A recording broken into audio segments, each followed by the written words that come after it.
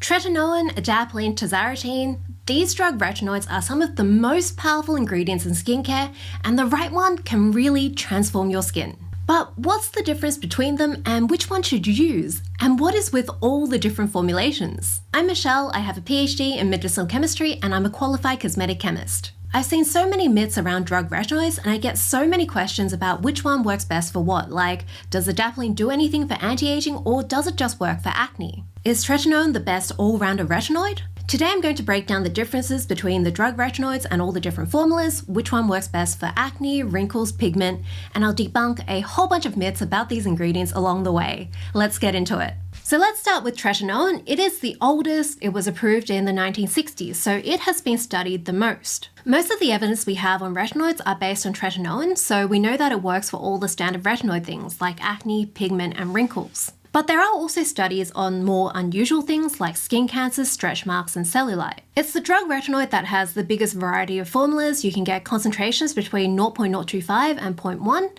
and it's compounded a lot so you can control the percent there too. Although what that percent actually means is a bit of a question mark because compounding is all question marks. Check out my video on drug versus cosmetic retinoids for more on that. Some studies sort of suggest that if you have a low concentration, it'll end up working as well as a high concentration. It might just take a bit longer, but they will be less irritating. You can get tretinoin in gels and creams, and there are some studies that indicate that cream bases might be less irritating. But my personal conspiracy theory is that having a cream formula might just be forcing people in these studies to use moisturizer because it is basically just a moisturizing base. The reason I have this theory is that a lot of these studies don't actually give people moisturizer to use, and a lot of the people in these studies are like teenage boys or men in their early 20s with acne. And that is just not a demographic that we know goes out and uses moisturizer of their own accord, unless, you actually tell them to use moisturizer. A lot of the retinoid irritation is from barrier disruption, and we know that moisturizers can help with that. So maybe gels are fine as well, as long as you moisturize better than like a teenage boy with acne. There are some fancier versions like Altreno, which has that nicer lotion base, it's less irritating. There's encapsulated versions like Retin-A Micro, which are usually gentler because they basically wrap up the tretinoin and then release it more slowly. Avita Gel also has a polymer that releases the tretinoin slower as well. There are also combination formulas that are really handy for some issues, so for acne, tretinoin is really nice because it breaks up the clogged pores, and so that helps other ingredients penetrate better. Benzoyl peroxide destroys some other ingredients, including tretinoin, but they are both really good for acne, so Twinio is a newer formula that has tretinoin and benzoyl peroxide, and those are encapsulated separately in silica. It's kind of like if you have bubble tea with two different flavored popping pearls, they are separated until you mash them together in your mouth, or you're mashing these two ingredients onto your skin. Triple therapy creams are used for fading pigment, and they combine tretinoin with a tyrosinase inhibitor, so hydroquinone, and a corticosteroid that reduces inflammation. So it's almost like a teamwork approach to targeting different parts of the pigment production process, except in this team, everyone actually pitches in. And because tretinoin is older, then there are a lot more generic versions of a lot of these formulas, which can end up cheaper. So why are there newer retinoids? It's because tretinoin is really annoying. First off, it is pretty unstable, so it breaks down pretty quickly if you have light, if you have heat, if you have oxygen. It's not like you have to turn off the light before you put it on or like try not to breathe, but it's more about making the product more stable inside the tube. There's been a lot of effort that's been put into making more stable formulas. It also gets broken down by benzoyl peroxide, like I mentioned before, so you can't really layer them together. You do have to buy a special formula. Tretinoin is also pretty irritating. People in clinical trials and in real life give up on it all the time before it really has a chance to work. And there are ways to make tretinoin formulas more stable and less irritating, but you can also build these into the active ingredient itself. And that is what all these newer retinoids are about. Here is where receptors come in. Retinoids work by binding to retinoid receptors in the skin, and again, the retinoid is like a key that binds to the receptor lock, and that makes something happen. So it's the microscopic changes that eventually build up to give you those skin benefits. There are three subtypes of these receptors that are slightly different shapes. They're sort of like slightly different shaped locks, and they are called alpha, beta, and gamma. Scientists are bad at coming up with names. That is why my channel is called Lab Muffin. Gamma are the main ones in skin, and they are responsible for a lot of those skin benefits, maybe all of them. Alpha is also in skin, and there's a bit more in the dermis than the epidermis. Beta isn't really in skin that much, and it's generally thought that they just aren't that important for skin benefits. Tretinoin will bind to all three, and I've seen people saying that this is a good thing because it means that tretinoin will work for more things. But that's just not how it works. That's not how any of this works. In medicinal chemistry, if you have an ingredient binding to more things, that is generally something you want to avoid. Most drugs work mostly at one receptor type, and when it hits all the other ones, that is usually when you get more side effects. The technical term for this is promiscuous. It's almost like medicinal chemists are trying to slut shame the molecule into behaving better. Are we sluts? So a lot of drug design is about making ingredients bind more to the good luck and less to everything else. So following this logic, drug companies started inventing ingredients that bound more to gamma and less to alpha to try to keep those same benefits with tretinoin but with less irritation. And that's how we came up with Adapalene and Tazarotene. Both of these have aromatic rings in their structures, which are these hexagons. That makes them more rigid so they don't fit into as many locks as tretinoin, which is kind of floppy. Both of them bind to gamma and beta much more than alpha. The technical term for this is they are more selective, so I guess they have like higher standards. These rings also make them more stable, so that's really handy for making easier formulas and also mixing with things like benzoyl peroxide. But it could actually also make them less irritating because when tretinoin breaks down, it turns into stuff that could potentially be irritating skin. So, did this actually work? Adapalene is less irritating in clinical trials and anecdotally, so yay, science works. Yes, science! But with Tazarotene, there's a bunch of early studies that said it was around as irritating as tretinoin and adapalene, but then later studies and every dermatologist you talk to and everyone who's tried Tazarotene, they will all tell you that it's more irritating. It's kind of sad to read through the studies in date order and just sort of see all the hope just slowly fade. So it just doesn't seem like there's some sort of straightforward relationship between receptors and irritation, which makes sense because a lot of retinoid irritation seems to come from just literally how they work. So the gamma receptor both giveth and taketh away. From looking at all the evidence, I think irritation and a lot of the other differences, like which one works best for what, most of that actually comes from other factors, like where the ingredient actually ends up in the skin. And a lot of this is based on things like molecular size and solubility. It's called pharmacokinetics. And also just what formulations and strengths that you can get them in. There's actually a 2023 study that found that a newer 0.045% Tazarotene lotion was less irritating than Trifarotene and Adapalene. And this kind of backs me up. I found this study after I wrote this part, so that was really quite nice for my imposter syndrome. Let's take a closer look at Adapalene. Maybe not that close. That funky cube thing is called adamantane, and it makes the overall molecule more oil soluble. And that helps it go into hair follicles more, which is good because that is where the pimples live. They've also messed around with the particle size and Differin to make it do that more too. The other cool thing is that this extra oil solubility makes it stay in the skin rather than absorbing deeper into your more watery bits like blood. And that makes it safer. That extra safety is actually why you can get 0.1% adapalene gel over the counter in some places like the US, which is where I got this one from an Ulta. The other versions of adapalene are prescription though. The stability from these rings also makes it really good for acne because it means you can layer it with benzoyl peroxide.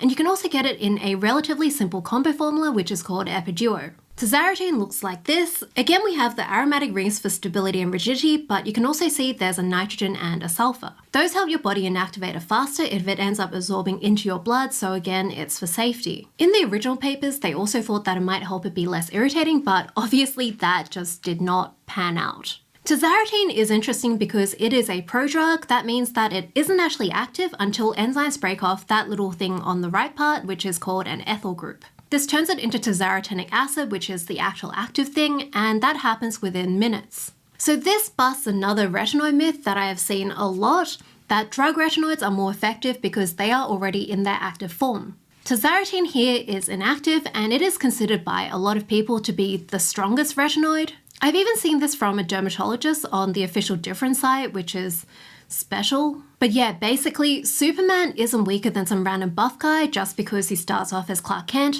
He still ends up as Superman. Tazarotene is a bit harder to find, but there are still some interesting formulas. It's usually at 0.1% in a gel or cream, but there's also a foam formula, which is pretty cool, and there's the newer 0.045% lotion. I talked about it before, it's called Eraslo, and it has a polymer in it that helps it distribute the Tazarotene and the hydrating ingredients in it more evenly on skin and help it get into skin. Impressively, there is a manufacturer-funded study where it was less irritating and more effective than a standard 0.1% Tazarotene cream, which is pretty cool. Finally, we have Trifarotene, and this one was approved in 2019. This was purposely designed to be even more selective for gamma receptors. That blue bit there makes it not fit into alpha and beta very well. Again, the reasoning was that maybe if we have even more selectivity, then it would decrease side effects, but that logic just doesn't really work. Adapalene and Tazarotene are both more selective for beta than gamma, and they kind of just went in opposite directions when it came to irritation.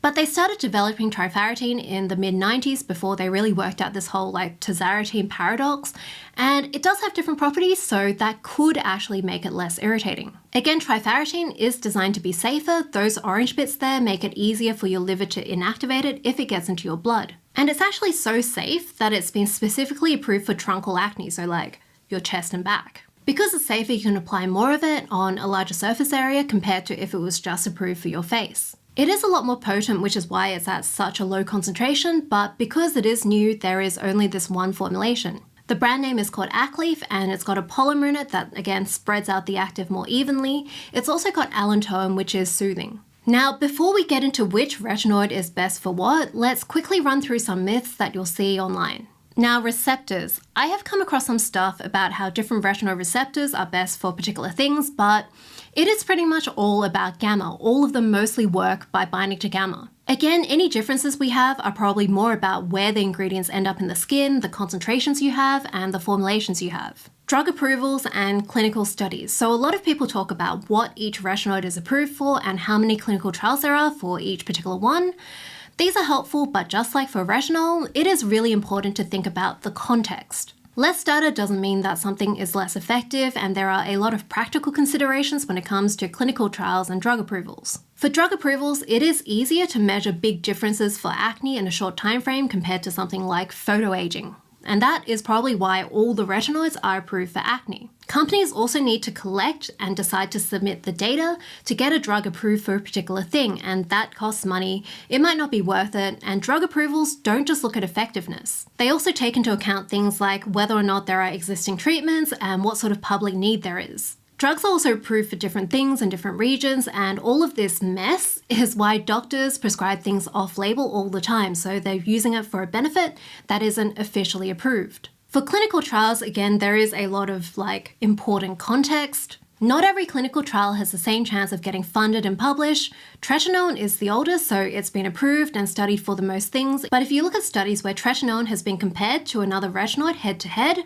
it usually loses, although that might also be biased because a lot of these studies are funded by the manufacturers of the new retinoids. And then there are also some brands of tretinoin that are approved for photoaging, but then other ones aren't.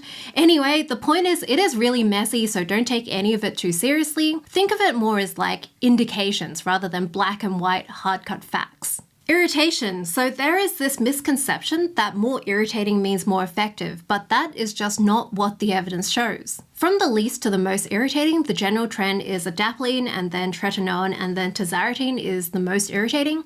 There isn't that much evidence on Trifarotene, but it does seem to be on the less irritating end. And of course, it also depends on the formula. So there is this myth that Adapalene is the least effective because it's the least irritating, but irritation doesn't just happen from hitting that gamma receptor, it's a lot of other effects as well. Clinical trials have generally found that 0.1% Adapalene is about as effective for acne as 0.025% Tretinoin, but with a lot less irritation. So, which retinoid is best for what? Again, it is best to consult a dermatologist who can help you work out which product best suits your needs and situation, but this is just general info. Thanks to Dr. Mara of Dermomtology for checking over this for me. So with acne, all of the retinoids are approved for acne. Adapalene is really optimized for acne treatment. It is stable to benzoyl peroxide, and the particle size in Differin is specifically made so that it ends up going into hair follicles, which is where the pimples live. It is also easier to get in some places if you have it over the counter. Trifarotene is the only one that's been specifically approved for body acne, but there is only one formula and there are no generics. Tretinoin is generally more irritating and it is unstable with benzoyl peroxide, but for a lot of people, it is the easiest drug retinoid to get. There are some studies that found that Tazarotene was the most effective retinoid for acne, but not by a lot, and irritation is usually an issue. Now for wrinkles and texture, Tretinoin and Tazarotene are both approved for treating signs of sun damage like wrinkling and roughness. There are studies showing that they work for other types of hyperpigmentation too, including post-acne marks in darker skin. Irritation and rebound pigment gets pointed out as an issue a lot, so keep that in mind and maybe look for a gentler formula. Tretinoin is also in those triple therapy creams. Adapalene again isn't approved for treating pigment, but there are some studies with promising results. In general though, it doesn't seem to work as well as those two, although there is less irritation. Trifarotene, again, it is new, there's no clinical trials, but it did reduce pigment in animal models when it was being developed. So where to start? In general, Adapalene is one of the best beginner options. You can get it over the counter in some places, and because irritation is such a big problem for most people starting on retinoids. Tretinoin is another good starting point for most people because it is so widely available. It's also really well studied, although it is quite irritating and not that stable. Tazarotene is usually more irritating, so it is usually recommended after people have already used retinoids for a while. Trifarotene might be a good option, but it is less studied and less available. In general, you probably want to start with a lower concentration for whichever retinoid you have, drug or cosmetic, and then slowly move up. Now, converting between percentages of different retinoids, I see a lot of stuff online about how like 0.1 Adapalene is the same as 0.025 Tretinoin or whatever, but this is all really super hand-wavy. Clinical trials only really use concentrations that you can actually get, so for Tretinoin there are like, 5 or something, but Tazarotene and Adapalene, they only really come in 2. And as we see new formulas coming out and getting studied, it's become pretty clear that the lowest common concentration doesn't always mean that it is the lowest effective concentration. So these comparisons are kind of like saying my friend and I are exactly as good at maths as each other because there was one quiz where we got the same mark. It's just not that useful as an indicator, and we've also got formulation. And formulation just makes a really big difference. There is that 0.045% Tazarotene lotion that's meant to be more effective than 0.1%.